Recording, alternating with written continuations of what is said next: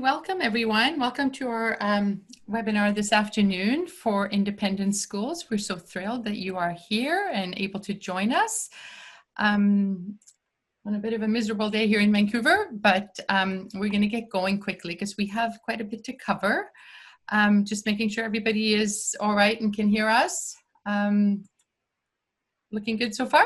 Okay, so I think I want to start with our acknowledgement first, that I want to acknowledge that we are gathered here in Vancouver, at least. We are gathered today on the traditional, ancestral, unceded territory of the Musqueam people. And I know you can see our faces and names right now, but I also just want to introduce my team. My name is Merit Gilbert. I am the implementation manager, and I have been involved with the MDI project since 2013. And I know many of you have been communicating with my partner in crime here, Kim Mascarenas. She is the MDI lead and your main contact actually for the project. And she has been working on the MDI for the last couple of years. Previously, she was the assistant to Dr. Kimberly Schonert-Reichl. So she's very familiar with the MDI. And there's also Maria. She joined the MDI team earlier this year, but she previously worked as at HELP as our front desk and admin assistant. And she will help field any of your questions today. So the plan for this afternoon is to, first of all, Dr. Kim Schonert-Reichl has joined us today. So she will do a quick refresher of the MDI. And then I will share some successful strategies for launching the MDI in your schools, things that we have learned have worked well in the past. And then at the end, the other Kim Mascarenas, will then go look a bit closer at our timeline and how to prepare for MDI data collection in your schools. And then, so we'll get really more into the detailed steps of MDI administration at the end. HELP, who are we? The Human Early Learning Partnership. We are an interdisciplinary research center here at the University of British Columbia, and our vision is all children thriving in healthy societies. And I should just mention that participating in this study, your students are really making a significant contribution to research in BC. And then our main guest today, we're so thrilled Dr. Kim Schonert-Reichl could join us. And many of you have probably heard Dr. Kim Schonert-Reichl speak in the past. She was the director of HELP until very recently. She is an applied developmental psychologist and professor in education at UBC. And she began her career as a teacher in middle school and high school. She is an internationally recognized expert in the area of social and emotional learning, research with children and adolescents. And you may have seen the recent news, the exciting news that she has been appointed as the Novo Foundation Endowed Chair in Social and Emotional Learning. That's quite a mouthful. In the Department of Psychology at the University of Illinois, Chicago, starting January 2021. And she will also be working directly at the Collaborative for Academic, Social, and Emotional Learning, CASEL, on their program of research.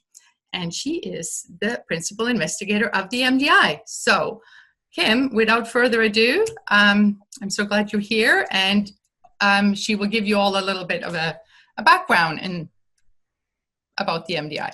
Yeah. So Merit, thank you so much. It's such a pleasure to be with everyone today. And I'm just going to spend a few minutes just talking a bit about the context of the MDI, and really as a way to give you some background as to when people ask you, why are we doing this, and to really focus on that. So, the context of the MDI, why we need information of children's well-being.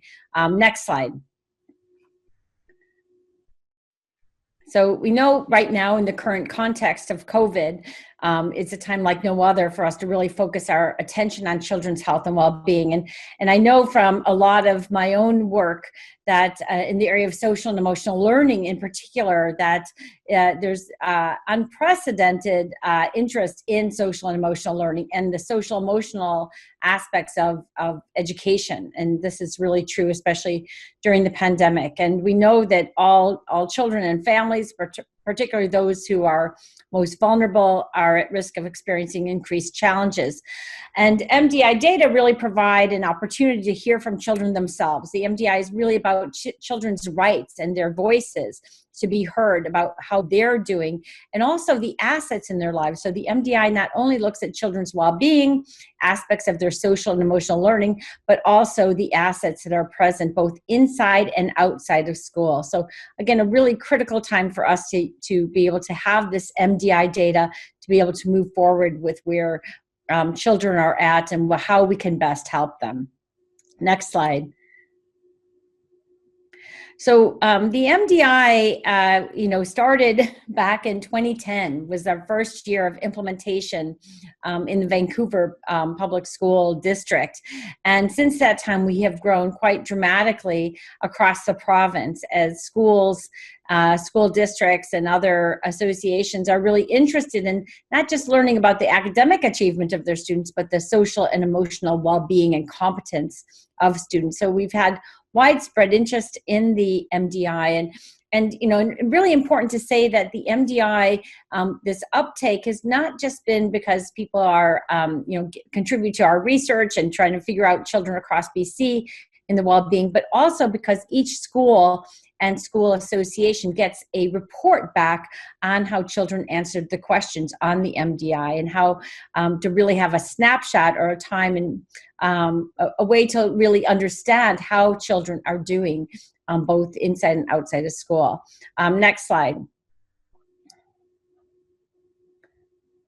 So the MDI, just briefly, it started in 2010. It was really designed as a way from the latest research and science on resiliency, on positive youth development, on aspects that we know that are the differences that make a difference in children's lives. And the MDI has 5 dimensions that we focus on: social and emotional development, which includes different aspects such as optimism and empathy, perseverance, as well as self-awareness and self-regulation. So all those dimensions of social and emotional learning we know are so important in predicting children's current and future success.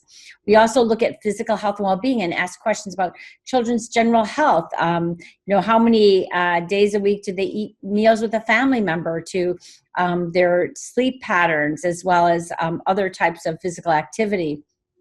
We look at how we ask children how they spend their time after school, how many are in, structured after school activities versus leisure time. And what's really important here, we not only ask children what they're doing, but what do they wish they were doing.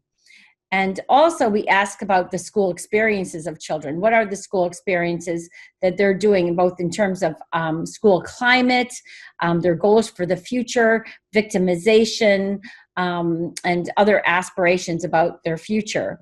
And then finally, we ask about children's lives, their connections, both to their adults at home, at school, and in the neighborhood, as well as with their peers. And so what we know from especially the area around social support, how much connected and supported at home, at school, and in their neighborhood really makes a big difference in their life and well-being.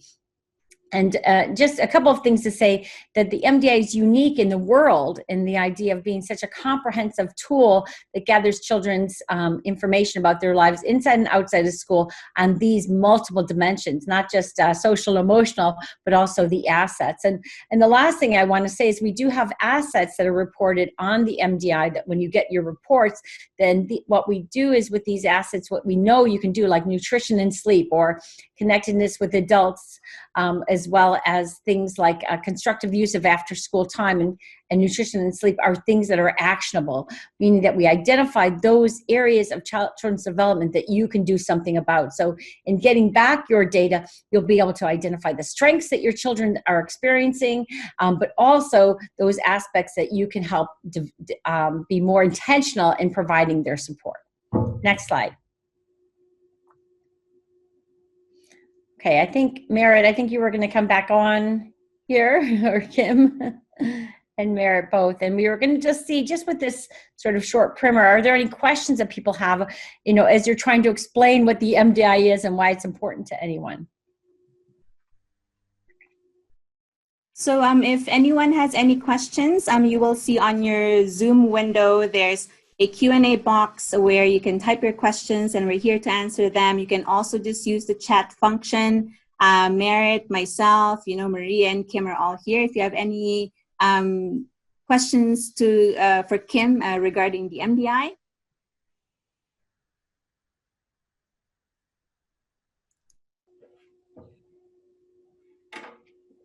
To put my glasses on to see. So it says, is the MDI just for grade 4 and 7 or all middle school age students, 4 through 7? We actually now offer, for the first time this year, is the MDI for grades 4 through 8. So 4, 5, 6, 7, 8. It was originally designed for grade 4 and 7 because those were the years of the FSA, and we wanted to really have a way to connect, have a picture of the whole child.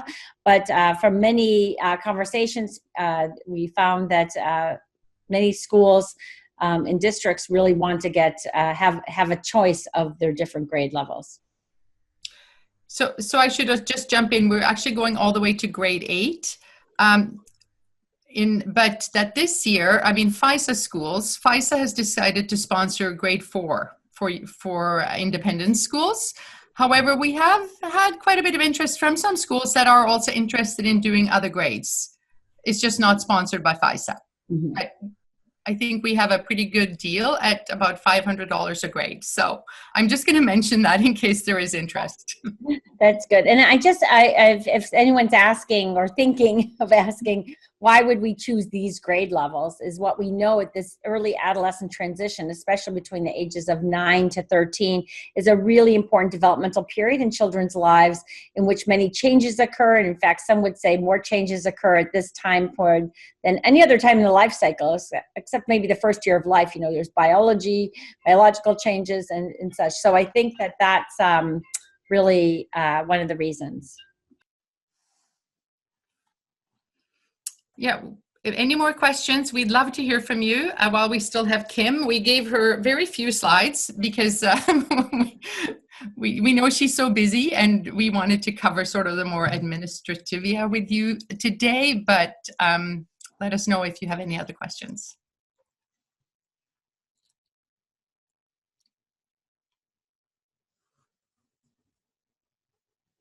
I think people want to get to the administrative. I love how you said that. That's Tivia there. So great. But of course, if anybody really, once you start getting questions about the MDI, it's really important to be able to have the rationale of why we need this. But, it might be this year, actually, usually we're used to just having to rationalize like this. Yes, this is an important use of class time to find out how children are doing. But I really believe that during the pandemic right now, that no one is questioning why we should have information on child well-being. So, and I would actually say we need a companion measure for the MDI that's about teacher well-being. I'll just put it out there.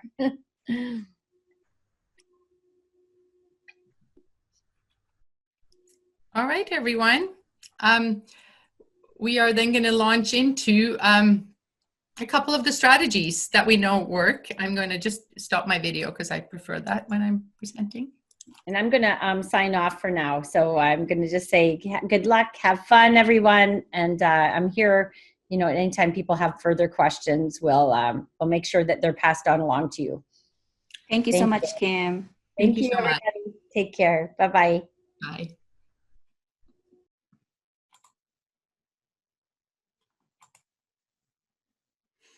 Okay. So in order to prepare for a successful launch in your schools and to actually get buy-in for the MDI, what we have really learned working with many school districts over the years is that it's really important to have your senior leadership on board. And so if they can communicate their support, if the MDI can be talked about at school staff meetings, For example, you can show connections between the MDI and your school goals or other priority areas, because this data can be used to address some of your school goals. You can use it to, you can show how the MDI aligns with personal and social competencies in the curriculum.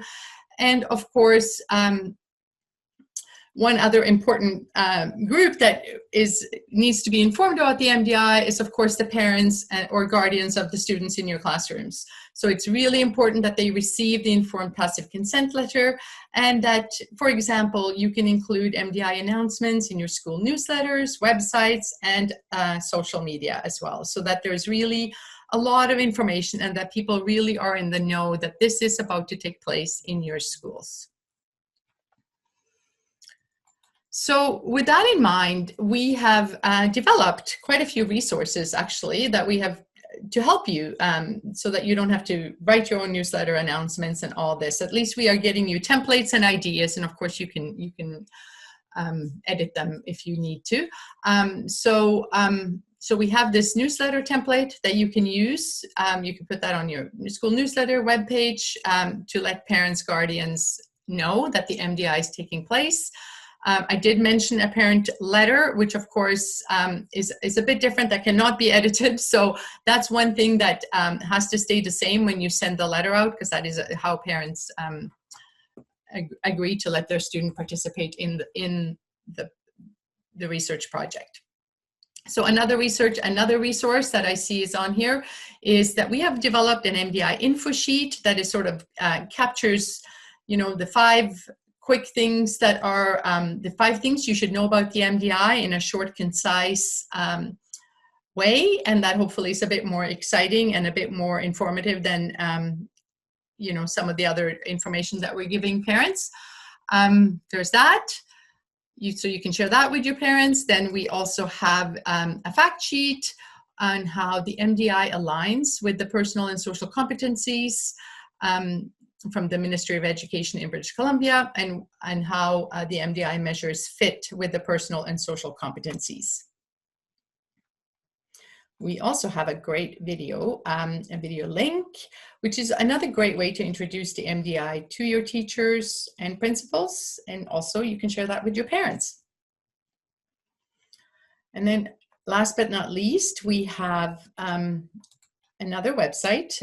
It's called Discover MDI, and it's like a treasure trove of MDI related materials, information, lesson plan ideas, quick sheets on all the different dimensions that Kim talked about earlier. And really, this is really if you want more information on the data, and really helpful once you have your school report, which Kim alluded to. But at the end of all of this, after you've participated as a school, you will, at the end of April, receive a school report that is about the students in your schools. So that's when you can look at your data, and you can definitely visit Discover MDI for ideas on how to work with your data. And I think I'm about to hand it over to Kim M, who's going to look more at the administration, but it's also another good time to stop for questions if there are any.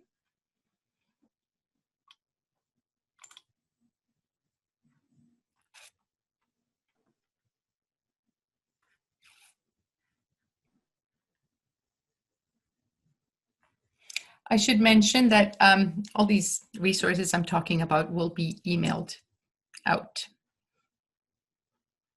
And it might make more sense when you see them all in a package. But I hope that we have really tried to put a lot of this together for you so that you don't have to.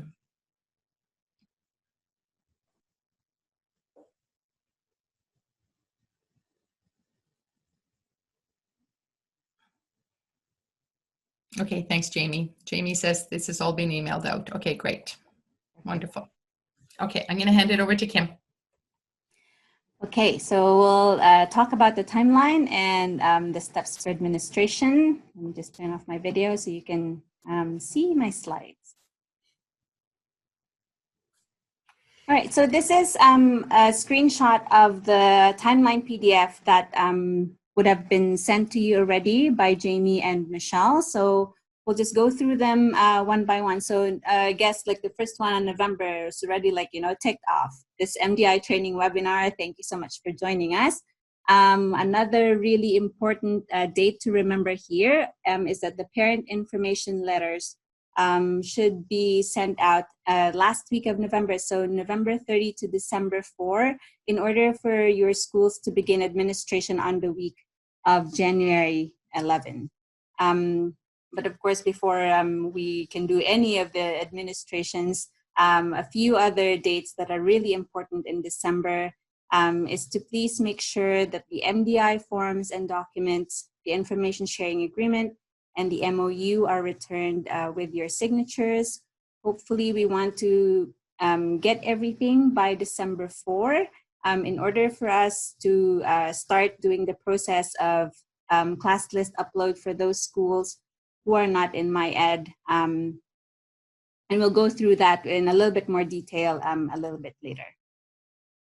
For January and February, dates for you to remember, we have a survey administrator training webinar on January 7. You should have received a link for this to register. And once again, the survey administration is open from January 11 to March 5th. So before we go to any of the other administration steps, maybe it's good to also clarify here what is actually your role as an MDI school lead. Of course, you're there to help support your teachers in terms of data collection, to also help disseminate and provide the resources and information on the MDI. Our role as help, and of course as well Jamie and Michelle as your FISA BC MDI leads, we're here to guide you and to make sure that you have the ongoing support and resources to ensure that there's smooth administration of the MDI in your schools. Another resource that will be sent to you is this one-pager that we have. It's called the Survey Administrator Timeline and Checklist.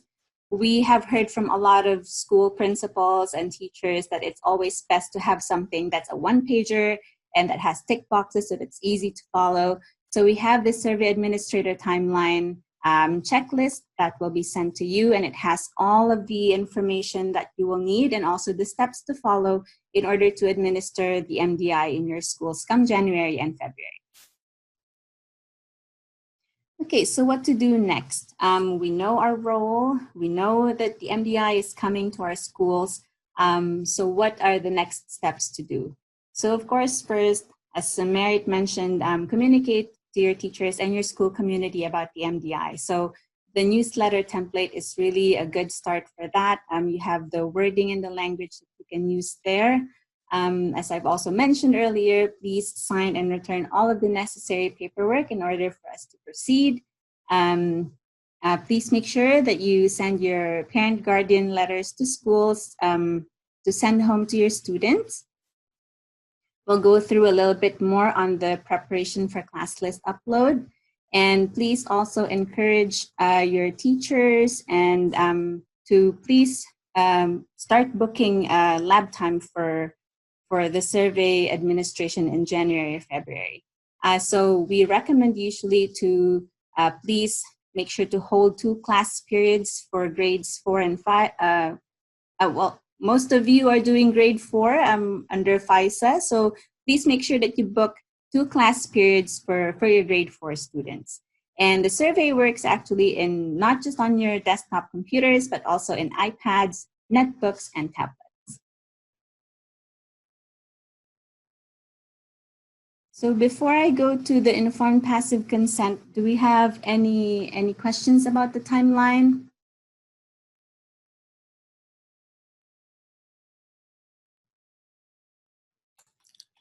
I'm just going to jump in there because there was one question while you were talking, Kim, about returning the paperwork, the ISA and the MOU. And I think this morning we would prefer if you actually email those back to your FISA coordinators, and that way they can gather them all and make sure we have them all before they share them with us here at UBC.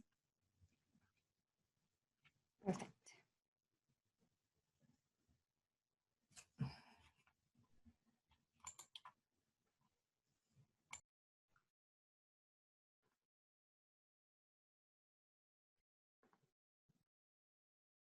Are we good to continue?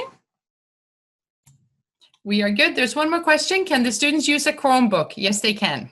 Mm-hmm. All right, so perfect. Moving on. So the MDI uses the informed passive consent. So what this means is that any parent who does not want their child to be involved in the project can notify their teacher or can email us directly at MDI@help@ubc.ca in order to withdraw their students. So, their children. So we usually want to give parents 4 weeks in between from when they receive the parent letters. This does not include winter break.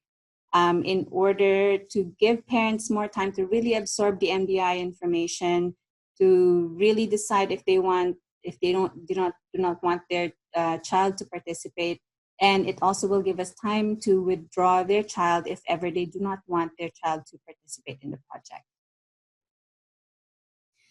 We also offer the informed passive consent letter in different languages. So I know that we are working with Jamie and Michelle to make sure that all of the schools receive those information letters in those 12 languages.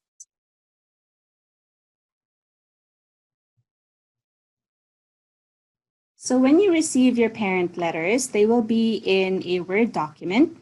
And at the very top right-hand corner, which is highlighted, I think, in yellow or in green, is where you can put your school's logo. There's also a section there where you can put your school contact and your school information so that when it goes to the parents, they know who to contact if ever they want to withdraw their child.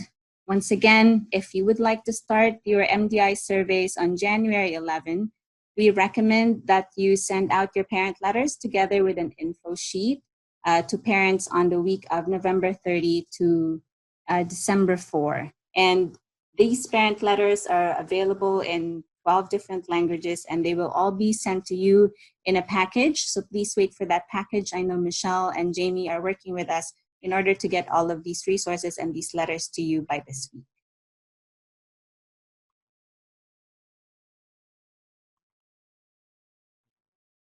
So we have this part on the parent letter at the very end that parents can detach and send it back to the teacher. And again, also an easier way for them to contact us would be to email our MDI team, and we can also withdraw their child for them using that way.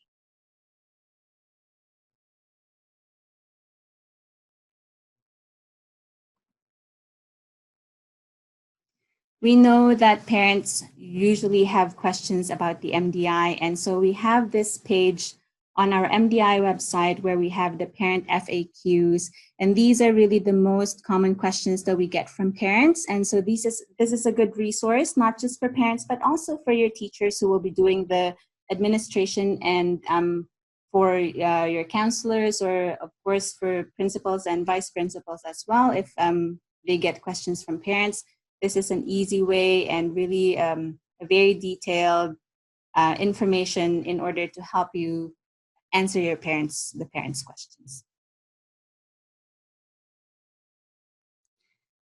All right, so before we go to Classlist Upload, are there any questions about the parent letters, our timeline?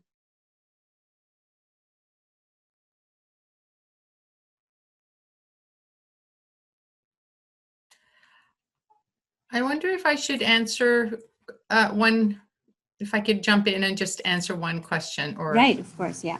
Quickly. There was a question in the Q&A how the MDI differs from the EDI. Hi, Cora. It's great to see you. You are back thinking of doing the MDI in your school. The EDI is really a teacher survey. It happens in kindergarten at the very often at the same time as the MDI, but it is completed by teachers and about their students. So it's very different in the sense that the questions are also very different. But MDI is a student self-report survey. It's children's voices, and it's filled out by the students themselves.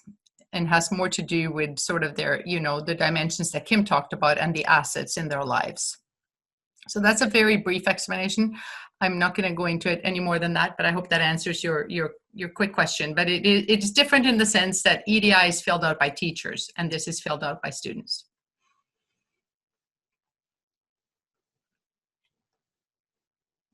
Okay, Kim. Okay. That's it. All right. Okay, so I know this is a part that everyone's really been waiting for.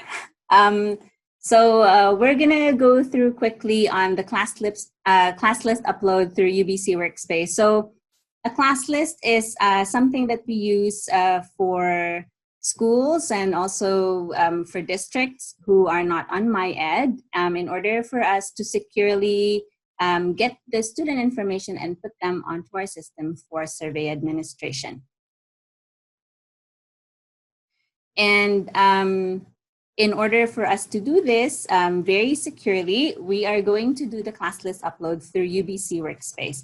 So some dates and some steps to remember for class list upload. Number one, the MDI team will connect with your schools doing manual class list upload from December 7 to December 18, 2020. So this is when we will send you an email with all the information that you will need for the class list upload.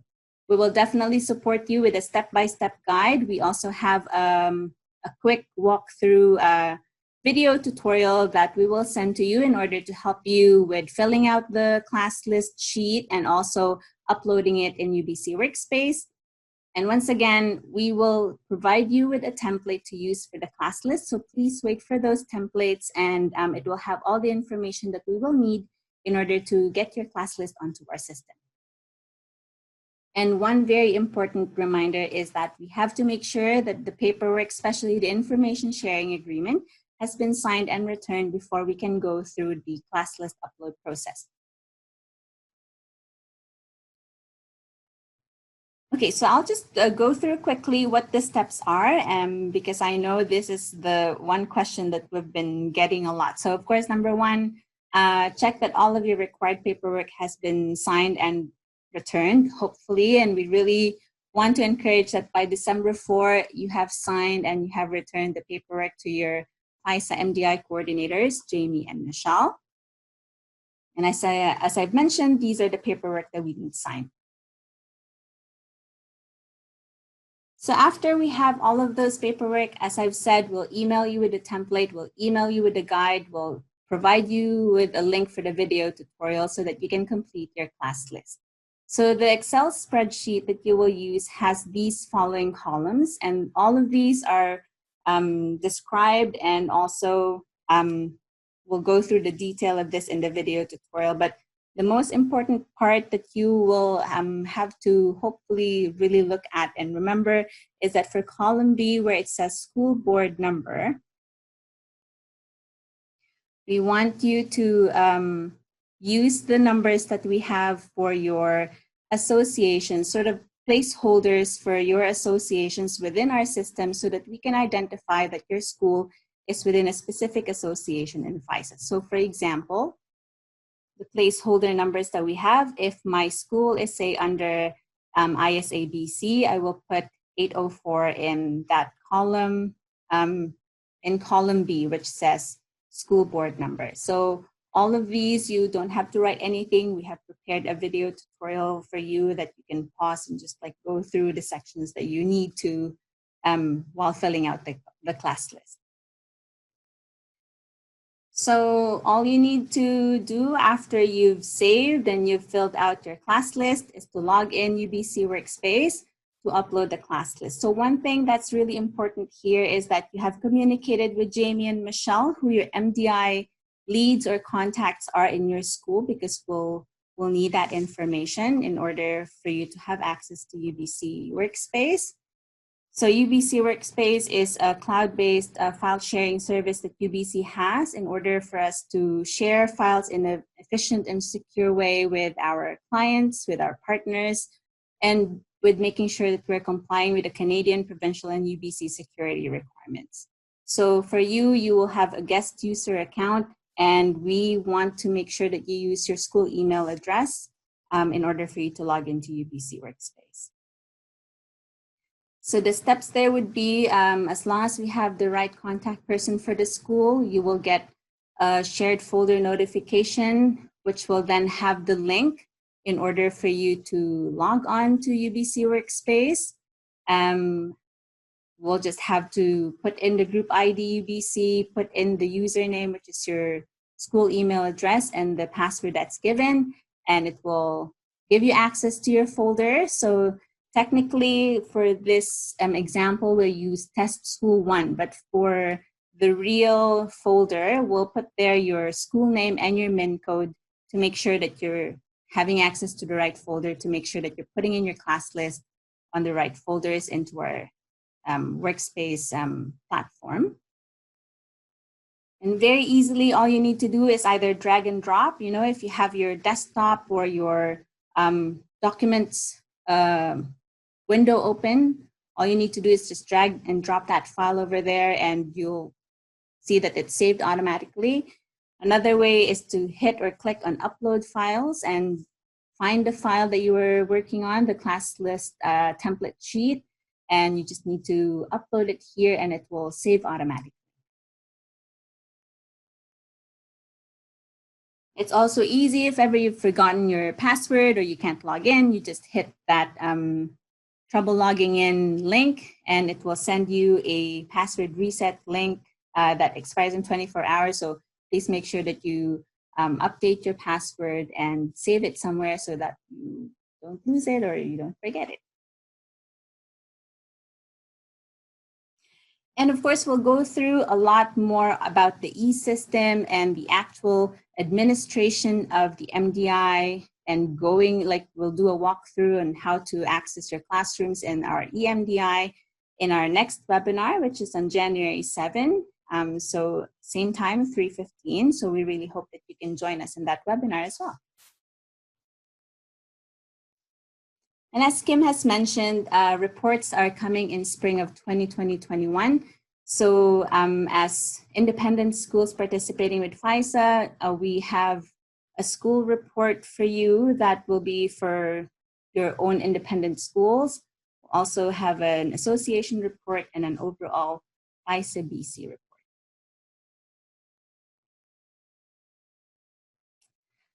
All right, so we have gone through the class list, parent letters, your administration timeline. We just want to make sure that we have enough time for your questions and that we are able to answer any worries or concerns that you have about administrating the MDI in your schools. So please let us know if you have any questions.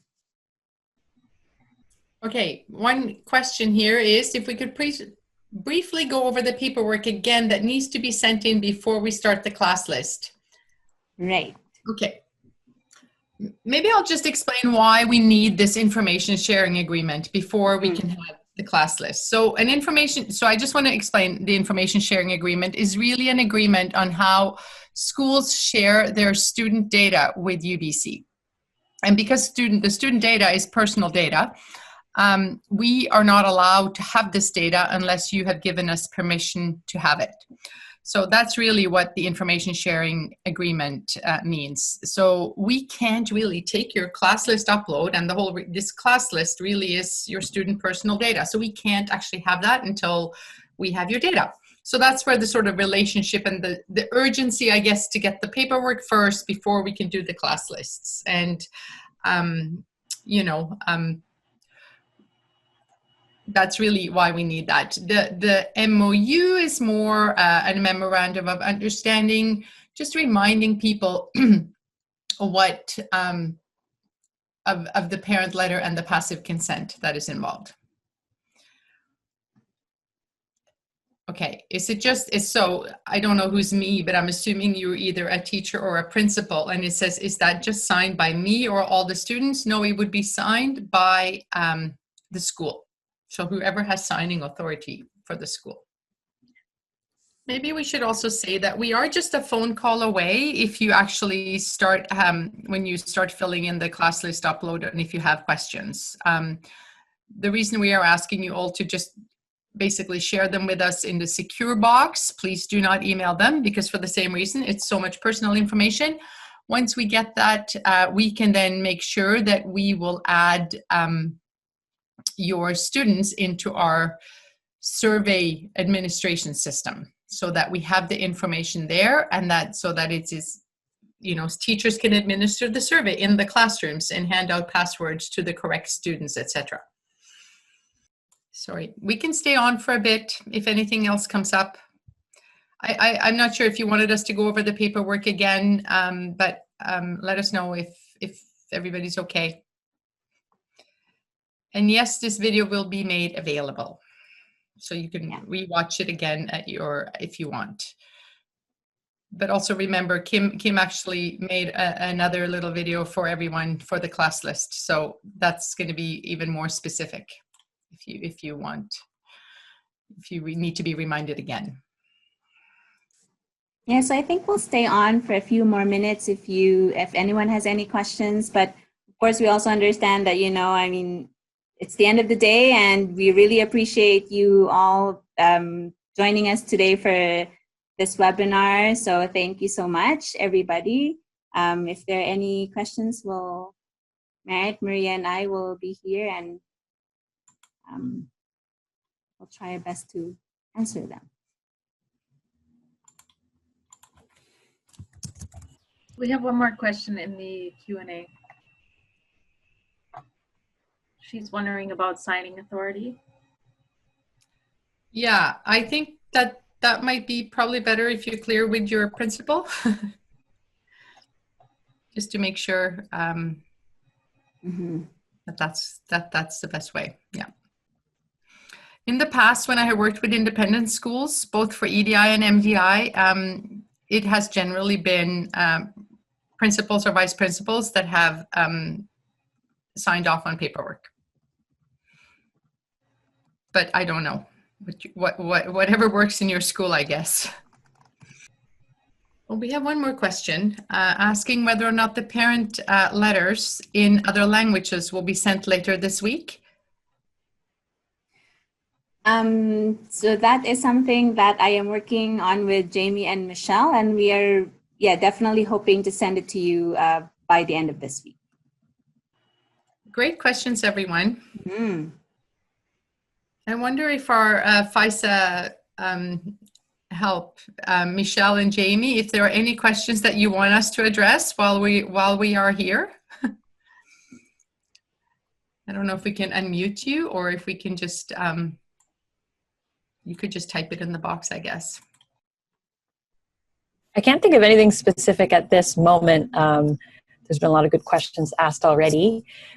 We did send out, so everyone here should have already received the English parent letter and the website information where you can go for FAQs. So have a look back at that if you have questions there. And as Michelle has put in the chat too, you can always email with us if there's anything more that you need. And yes, we will follow up shortly with the parent letter in all the other languages. Great, thanks Jamie. I think we are ready to say have a great afternoon. If you think of something after, just let us know. Yes, we are an email, a phone call away. Best way to reach all of us would be the mdi@help.ubc.ca email.